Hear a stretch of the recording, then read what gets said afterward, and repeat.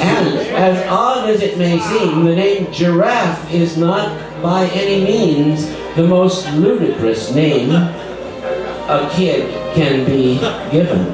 Oh, I've heard of some terrible examples. Like a kid named Shahid, I think. Only the problem is it's spelled S-H-I-T-H-E-A-D. And this is real. Or my mother and father knew a woman who called herself U.T. Summers, but that was because she didn't like to say her actual name, which her parents had given her, University of Texas Summers. Awesome, really? Yes, that was her name. And so you see, this is not by any means as bad as one could get, but it shows a certain irresponsibility. Why should one even feel responsibility when the money is coming in, flowing in as if prompted by a sump pump? This is one of the problems of the prodigies of wealth, but we should all have such problems. Okay, I've got a question here. There's a $5 question. That is elevated and correct. Yes.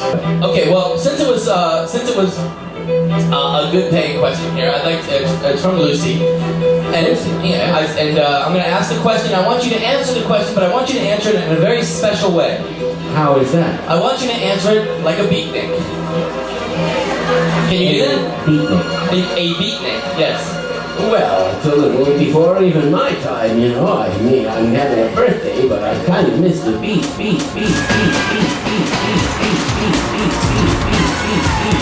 But don't miss the beat, Hal. Stay on the beat. Here we go. Okay. Right, sometimes I worry.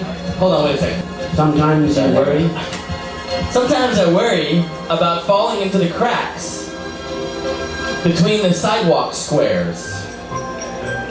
If I ever did, what would I see there?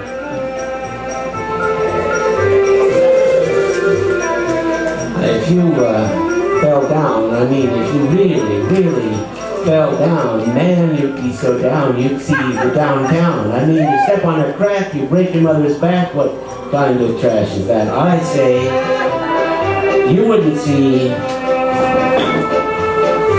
me.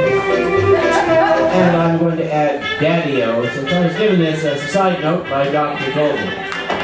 It's you! Ooh, isn't that delicious? Nice. I like it. Here's a fresh question. Fresh. That's good. If the sum is the equal of the parts, and two wrongs make a right, then all things aside, pancakes? Well, if I answer this question with a solid, ringing affirmative or negative, it would not do justice to the nature of the query. Rather, I prefer to be slightly indeterminate in my answer. Otherwise, I might express it as a waffle. You see, you shouldn't be so either or, so binary. This is another symbolic way of looking at things, which is only as useful as far as it goes. And the syrup just flows off the pancake. You know, when you're talking about syrup flowing off pancakes, it reminds me of that KroB. What is that? It reminds me, ladies and gentlemen, that KroB has a unique ability. Now, he might just be a DJ to you, but KroB has magical powers. Yes, not that we necessarily want him to use them now. No, we never want him to use them, but every once in a while, I like to remind people that KroB has magical powers. I'm trying to go to KroB's Magic Land, but I'm going to Bombsville, baby. Sometimes that works, you know? Steel drums come out of nowhere, and it's like magic. It's like a unicorn. It's like comedy, only it's not funny. I got $20 right here, though. Amazing. Yeah, so who was so generous? What is the question? I don't know, it's upside down. Wow. That good, eh? It's hard to read. I mean, the person would have to be pretty drunk to put $20 in the envelope, right? Well, maybe not. The time will tell. Okay. There you go. Right. Let's turn the page. We're gonna start all new here. All new. Ross. Dr. Hal. Yeah. Here we go.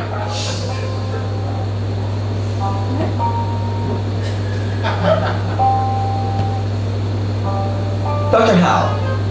Yes. Let's out the person who asked the $20 question.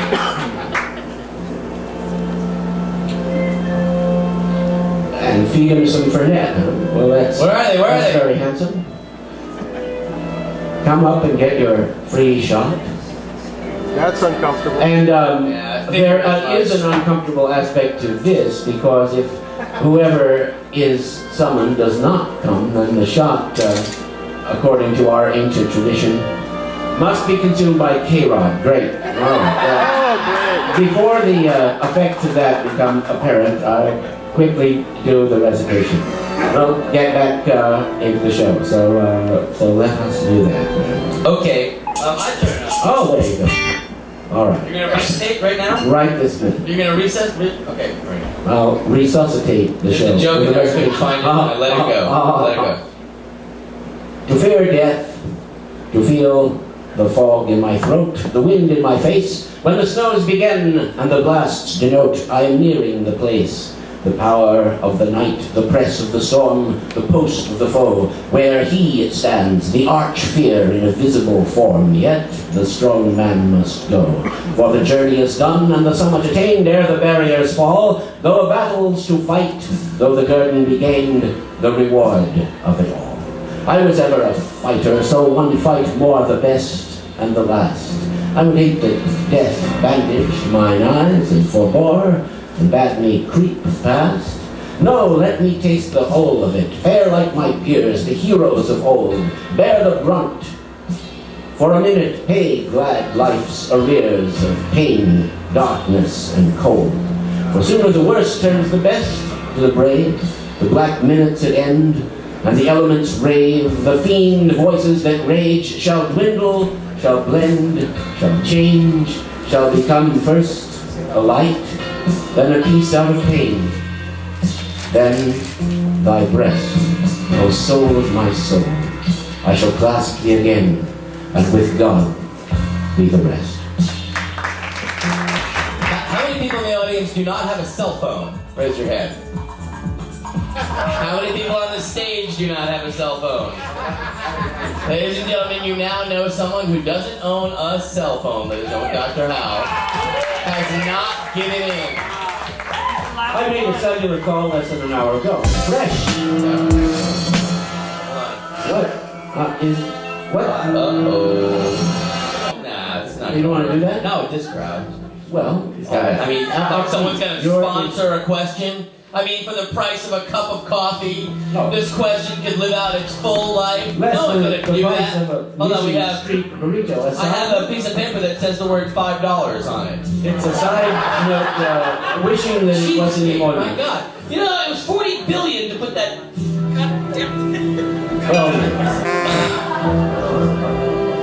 Really? No one's going to sponsor this question or rush up to the stage with a fistful of dollars?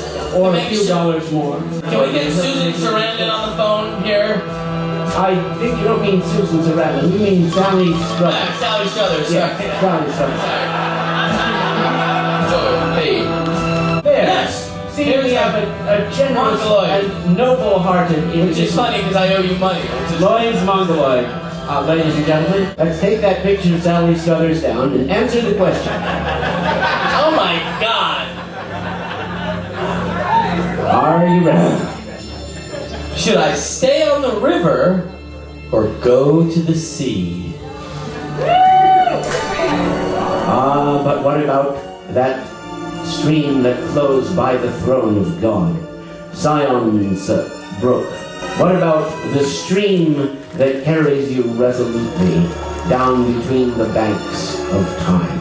Are you sure you want to hold back and not see where you are led? But there are such things as back bays. These are sheltered from the current, and once you are swept into such a bay or lagoon, you cannot rejoin the current of the river unless you make an effort and paddle out into the stream. There, in stagnant solitude, you may stink and swelter in clouds of mosquitoes, growing more and more filthy and uncanny. and more desperate, while your civilized composure will crack in the end, release what part of you dislike even to acknowledge when things are going swimmingly. And so, speaking of swimming, find something buoyant and launch yourself on the river, because it may take a long time before it gets to the immemorial ocean. And this is not really a bad way to travel, effortlessly drifting down the stream of time. Whoa. Remember, no, you don't remember because you weren't there, but I wasn't there. the Lagoon of Death. I'm obliquely referring to, where all the members of the overseas art boat expedition were stranded.